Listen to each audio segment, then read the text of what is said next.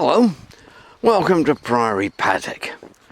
Candlemas has come and gone now. We're well into February and winter is definitely drawing on. We're well through winter now. It's been, I suppose, a typical 21st century winter so far. We haven't had a lot of frost, although we've had a few bright and cold days with anticyclonic weather, but very little frost really. What we have had is fairly mild weather, a lot of rain and a great deal of wind. This winter has certainly been notable for the couple of, at least so far, 2 named storms, I think. We've done reasonably well in the paddock. The shelter belt has fairly deliberately been planted quite densely so that the trees support each other in the sense that they present a wall to the wind, so the wind tends to go over the top rather than try and batter its way through or find gaps to pull through. So we've had relatively little damage. There's been a bit of damage to 1 or 2 of the willows, but other than that, the main evidence of the wind is the fact that in the upper end of the paddock, certainly under the larger trees, the ground is strewn with twigs. A lot of twigs have been blown down from the upper stories of the big trees at the top of the paddock. And one of the interesting features of that is that if you're looking at the twigs, some of them, particularly the ones from the big ash tree, are encrusted with a wide variety of lichens. Lichens are one of the most interesting groups of plants that we have in the paddock, but they're something that under normal circumstances one totally overlooks, despite the fact that the large wall at the top, going up towards the bench at the top of the paddock, the large wall is encrusted with very pale grey lichen. But the ones on the twigs of the ash tree present the most interesting range of all. Some of them look like nothing more than black mould, and some of them are pale grey patches, and some of them are yellow, bright yellow, and encrusting, and some of them are grey-green and encrusting. But the most interesting ones of all, possibly, are the ones that look a bit like stag's antlers, and very pale grey, but they stick out. They grow out from the twigs and branches of the tree to anything up to 1 inch long, and they look very impressive if you see them at close quarters, which under normal circumstances people don't bother to do. They're fascinating plants because they look as though they're living on nothing more than fresh air and rain, and that's exactly the case.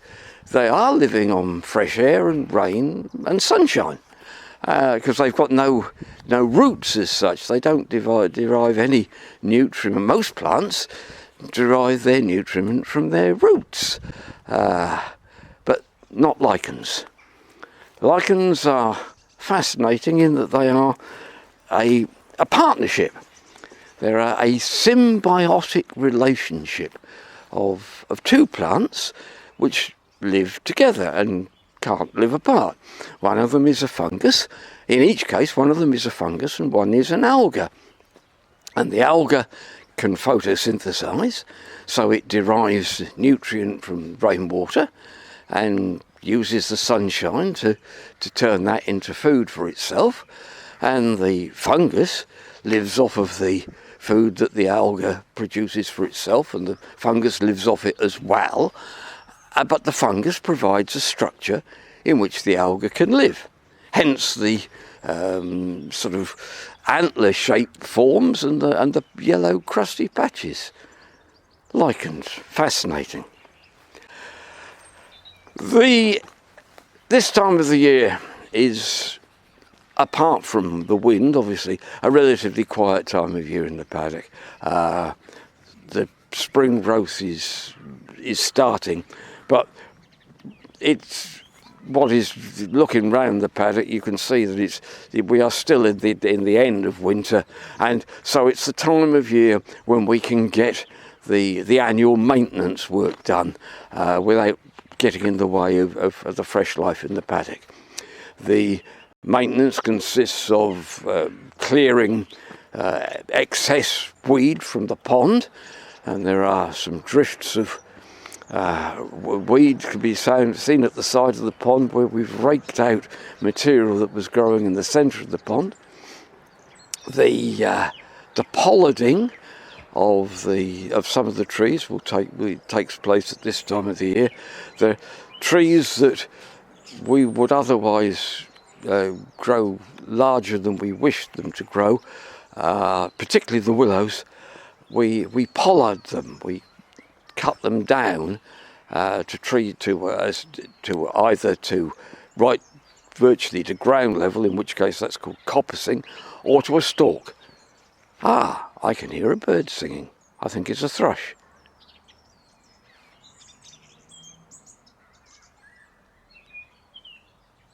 No, it's changed its mind. It heard me mention it.